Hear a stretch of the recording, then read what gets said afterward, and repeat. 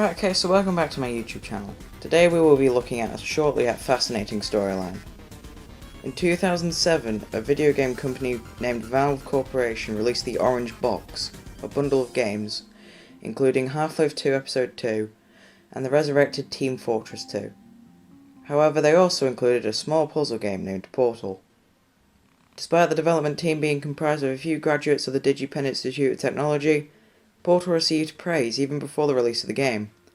Without a doubt, this praise was quite stressing for the team during the development of the game, however it all paid off when the game received copious amounts of praise after its release. This eventually led the team to develop a sequel, and Portal 2 released in 2011. I personally love this game franchise, with Portal 2 being my favourite game of all time, and I'm sure that some of you really enjoy playing these games. So I thought that me, Oddboy23, should make a video similar to Shadow of Israphel 10 years on, but for the Portal franchise. This video will go down the storyline and development of the games. Let's begin.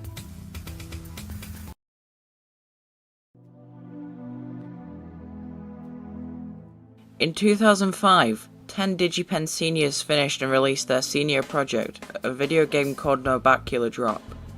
This game followed the character Princess No Knees as she travelled through various puzzle environments to escape a dungeon. The princess finds out that this dungeon is actually the interior of a sentient creature named Wally, and she utilises Wally's portal powers to escape and confront the demon who originally imprisoned her. Sooner or later, employees at Valve Corporation, known then as Valve Software, discovered Narbacular Drop. After Gabe Newell, founder of Valve, saw the game, he decided to hire the team and then got them working on a Source Engine port of Narbacular Drop. This happened so suddenly that the final boss for Narbacular Drop was never modelled, and the game, therefore, is still unfinished to this day.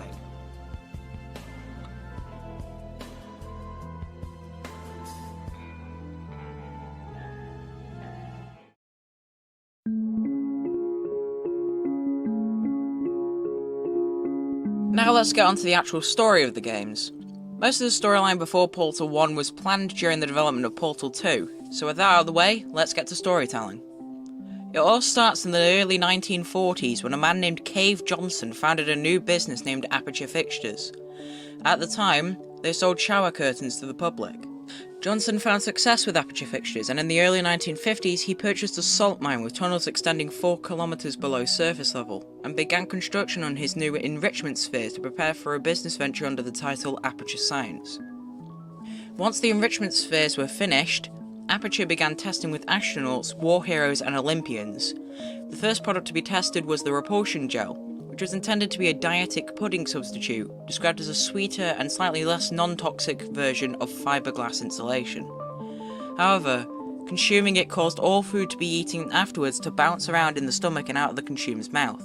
This resulted in it being pulled from the shelves of your local Asda, and it was repurposed.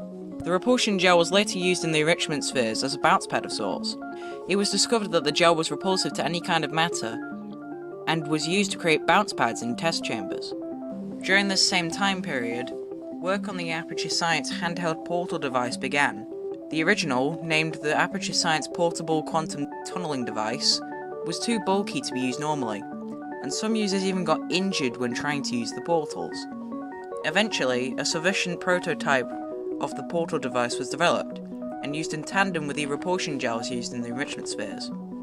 Aperture didn't give up with their strange idea of producing a dietic pudding substitute, however, which led them to developing the propulsion gel. The gel sped up the process of digestion, allowing no time for the body to absorb calories.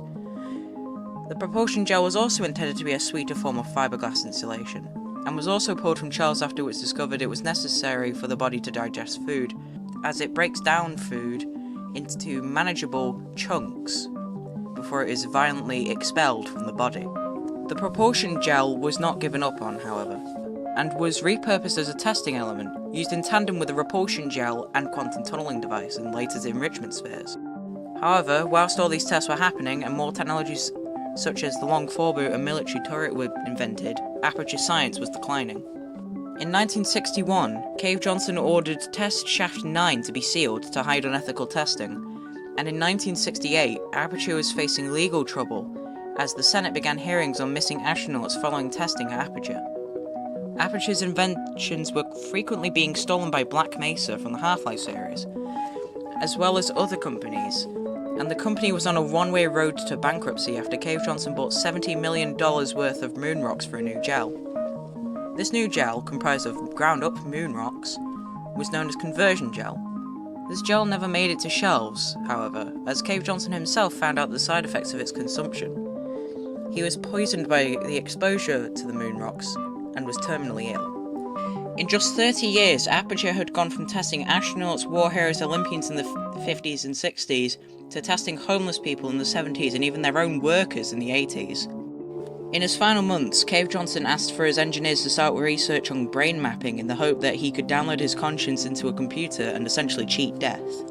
While his engineers worked hard trying to figure out how to do this, Johnson made sure that everyone knew that if he died before the technology was ready, he wanted his assistant Carolyn to take his place and have her conscience uploaded and to have her run the company in his place.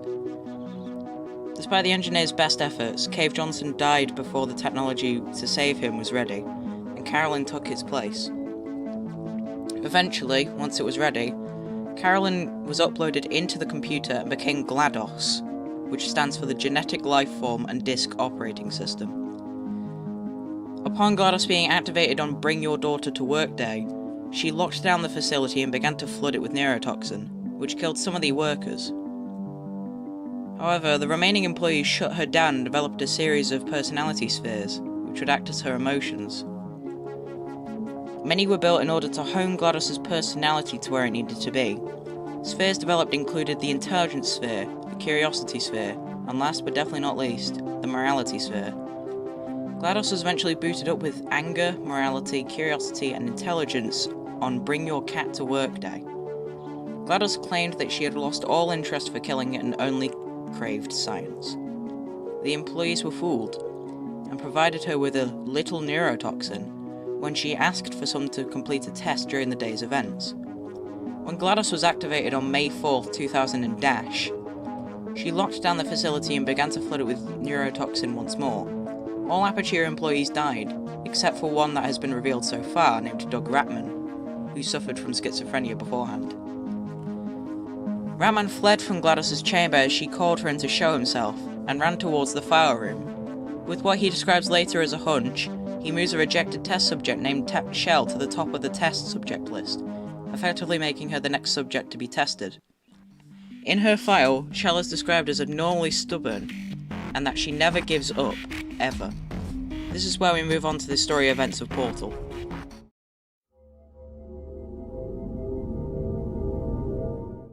After being hired by Valve, the Portal team began work on the Source Engine port of Narbacular Drop, at first designing the test chambers and adding the portal gun. Originally, the game heavily borrowed assets from Half-Life 2, which led to this design of the test chambers. To make the portals, the developers had to place a virtual camera on the plane of the opposite portal to visualize the opening. Originally, the collision of the objects in a portal had to take up to 500 milliseconds to compute, or half a second.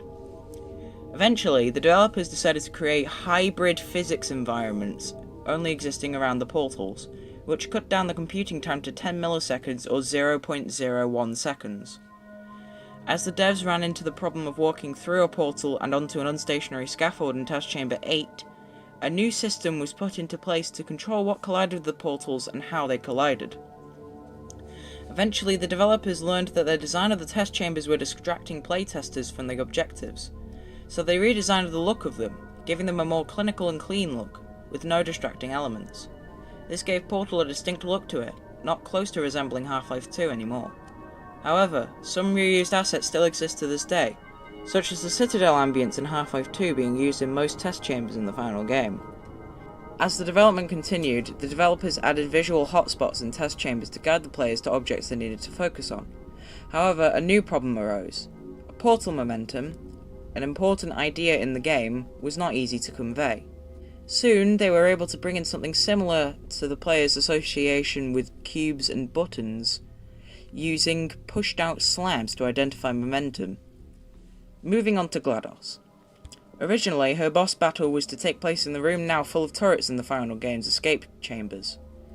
You were meant to redirect a rocket from a rocket sentry into GLaDOS multiple times until she was defeated. GLaDOS originally looked like a set of cubes, and repeatedly said "Vanilla Crazy Cake" in her final stage with many pauses at different points. Eventually this fight was changed, moving the flight slightly further ahead, and adding a focus on detaching and incinerating objects falling from GLaDOS. Vanilla Crazy Cake was eventually used as the name of an achievement unlocked through beating all of the advanced test chambers. Let's move on to the story of Portal. As Shell, the protagonist you play as, goes through her testing, she stumbles upon several rooms dubbed Ratman dens in the game's achievement Rat's Tail. These rooms repeatedly say the cake is a lie, referring to a cake that GLaDOS had been promising Shell throughout her testing. This was Ratman's way of telling Shell that she should be wary of what GLaDOS says. In Test Chamber 19, Shell passes the final test, and is promised that cake is next up, but instead, GLaDOS lowers the unstationary scaffold that Shell was stood on into a pit of fire. Despite this, Shell finds a way to escape this fate, to GLaDOS's dismay. Whilst GLaDOS tries to convince her to come back to the testing area, Shell navigates through the behind-the-scenes areas and eventually finds herself in GLaDOS' chamber. Once Shell has hit GLaDOS with 4 redirected rockets from the sentry turret and has incinerated the 4 personality spheres, GLaDOS melts down and deactivates, as her and Shell are flung out of the enrichment center. However, once Shell wakes up, she is dragged back into the facility by a party escort bot, who puts her back into extended relaxation. This was a triumph. As Shell defeats GLaDOS, Ratman takes his final dose of his medication and goes to leave the facility with Shell.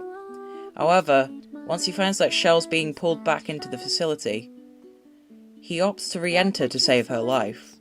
After running through the facility and even getting shot by a turret, Ratman patches Shell's cryo chamber to the reserve power grid, as the main power grid has been deactivated with GLaDOS.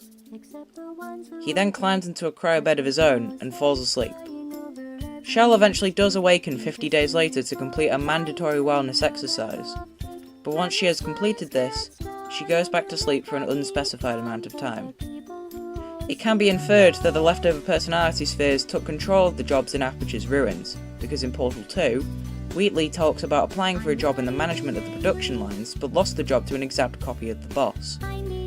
Other than what us fans can predict, there is no official info past Portal 2 Lab Rat, other than Portal 2 and beyond.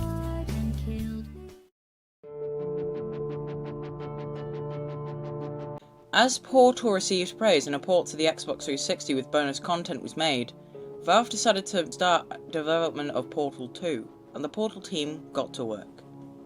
Originally, Portal 2 was not going to feature GLaDOS or the Portal gun at all, and for the first 6 months of development, the main puzzle mechanic was known as F-Stop. This mechanic has still not been shown off to this day, but some believe it to be the ability to change the size of different testing elements. Many pieces of concept art were made in this time, and Gabe Newell was in love with the concept. The concept took place in the 80s and followed the character Mel as she tested and eventually confronted Cave Johnson, who had uploaded himself into a computer. However, as playtesters stated that they were upset that they weren't recognised as the player from Portal 1, the entire concept, including F-Stop, was removed and shelved, and Gabe Newell slammed his head on his desk after saying, "We are making Portal 2 without portals." GLaDOS and Shell were eventually re-added and the game was reworked. Let's move on to the story. Good morning. You have been in suspension for 9999999. Shell awakes again after an extremely long time to a knock on the door. At the door is a personality sphere named Wheatley, the intelligence dampening sphere. He takes control of Shell's relaxation vault and explains that the reserve power grid had deactivated, waking up any remaining test subjects. The reserve power ran out, so of course the whole relaxation centre stops waking up the bloody test subjects. He then navigates us to an old testing track, and he tells us to look for the portal gun. As Shell runs through the derelict test chambers, the deterioration of the facility becomes apparent, as walls and floors stand destroyed, and the rooms are lit up with sunlight despite the test chambers being built deep underground. This is most apparent in Test Chamber 2 as you look for the portal gun and fall directly through the floor. Eventually, in Test Chamber 7, we meet up with Wheatley and plug him into a secret plug socket in the wall. He opens a secret door and leads us to GLaDOS' decayed chamber, although Wheatley is initially concerned of whether or not GLaDOS is active. Underneath this destroyed version of the boss battle room from Portal 1 is a breaker room, full of switches that control different parts of GLaDOS and the facility. Whilst Shell and Wheatley are looking for a switch that controls the escape pod, the lift below starts moving upwards, powering most of the switches and activating GLaDOS. Despite Wheatley's attempts to stop the power-up sequence, GLaDOS awakens and immediately recognizes Shell as her murderer. GLaDOS comes to terms with Shell, putting their differences behind themselves for science, and then she drops Shell down a hatch, leading her to the incinerator room. GLaDOS tells us that the dual portal gun is here, and we make our way back to the tests. On the way, we learn that GLaDOS has a black box quick save feature, which preserved the last 2 minutes of her life for analysis, indirectly forcing her to relive her death multiple times over thousands of years. She promises Shell that she will be testing for the rest of her life. Whilst testing, GLaDOS repeatedly teases Shell, most likely as revenge for Shell deactivating her. This can be seen at the start of Chapter 4, The Surprise, as GLaDOS promises Shell that she would meet her parents in the next test chamber, but would eventually find out that GLaDOS made this all up, stating that even if her parents were still alive, they abandoned her on her doorstep at birth, so they probably wouldn't want to see her. This gives the player a reason to spite GLaDOS, even if they have never played Portal 1. Eventually, in Test Chamber 21, Wheatley hijacks the room's power, turning off the lights and opening a wall panel, allowing Shell to make an escape with him. During their escape, the two force the turret production lines to only create defective turrets, and then they destroy the neurotoxin pump. Then, the two are sucked through a pipe and are separated from each other. Shell is eventually spat out nearby GLaDOS' chamber, and she portals into another room, where a fake door falls over, revealing a trap set by GLaDOS. Shell falls into a glass box, and is taken to GLaDOS' chamber. GLaDOS first attempts to kill Shell with turrets, but when she realizes that they're all defective, she chooses neurotoxin instead. As Wheatley falls out the pipe that GLaDOS intended to pump neurotoxin through, the announcer tells us that GLaDOS is 80% corrupt, and that Wheatley can be used in a core transfer with her. After Wheatley and GLaDOS had bickered over the core transfer, Shell confirms it, sending Wheatley in to replace GLaDOS as the one in charge. Once Wheatley is in charge, he calls for an escape lift, but as Shell rides it upwards, Wheatley changes his mind and pulls her back down. He brags about taking control of the facility on his own, and GLaDOS retorts, saying Shell did all the work. Wheatley gets back at GLaDOS by putting her consciousness into a potato battery. GLaDOS then explains Wheatley's true purpose, an intelligence dampening sphere created to come up with terrible ideas. This makes Wheatley mad, and he pushes the two down Test Shaft 9. Shell awakens once again in time to see GLaDOS get taken away by a bird. Shell makes her way through old test chambers from the old enrichment spheres, and we hear the voice of Cave Johnson for the first time, as well as his assistant Carolyn. Eventually, we meet with GLaDOS again, and when she subconsciously repeats what Carolyn says over a recorded conversation with Johnson, she panics, deactivates the think, and later realizes that she may be Carolyn after all. As we listen to Cave Johnson promise that Carolyn will take over the facility, we escape the underground labs, and confront Wheatley with a new idea, confusing him with a paradox. However, when GLaDOS tells the paradox to Wheatley, he remains unaffected by it, possibly due to his inability to think about his problems. Soon, Wheatley succumbs to his urge to test Shell, and forces her through testing once again. Over the final set of tests in Portal 2, Wheatley tries multiple methods of relieving what he describes as an itch, to no avail. After a while of searching for methods to help combat this urge for tests to be completed, he finds two robots, Atlas and Peabody, in storage.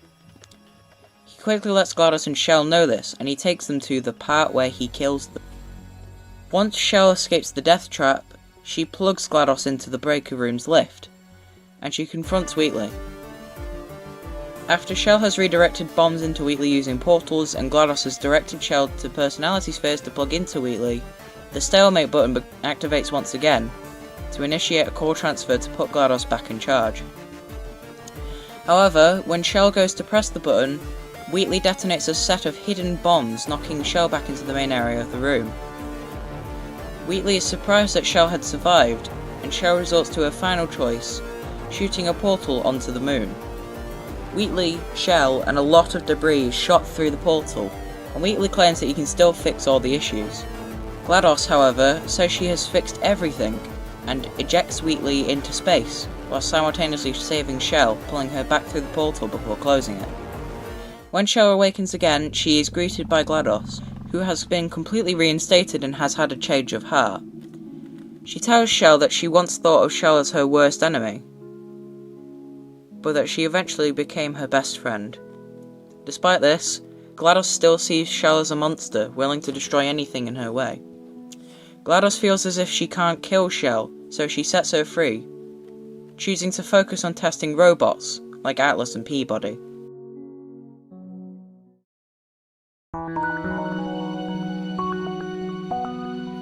Sometime after being ejected into space, Wheatley contemplates himself on what he would do if he had a second chance in the facility.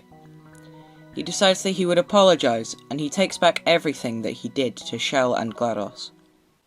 After a while of testing with Atlas and Peabody, GLaDOS sends the robots on multiple missions to retrieve compact discs, with the hope that GLaDOS can take control of Area 219.32. After the area had been completely analysed, GLaDOS discovers a vault full of human test subjects. At some point after this, the two robots are destroyed.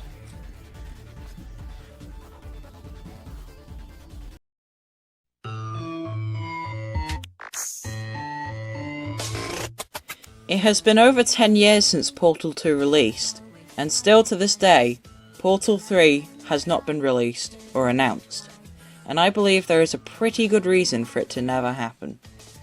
This is because the main story with GLaDOS and Shell is pretty much over. Shell now has her freedom, and GLaDOS has phased out human testing.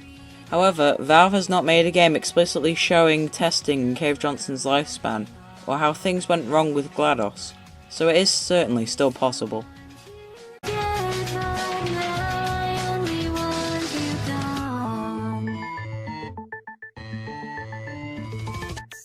She was a lot like you, maybe not quite as heavy.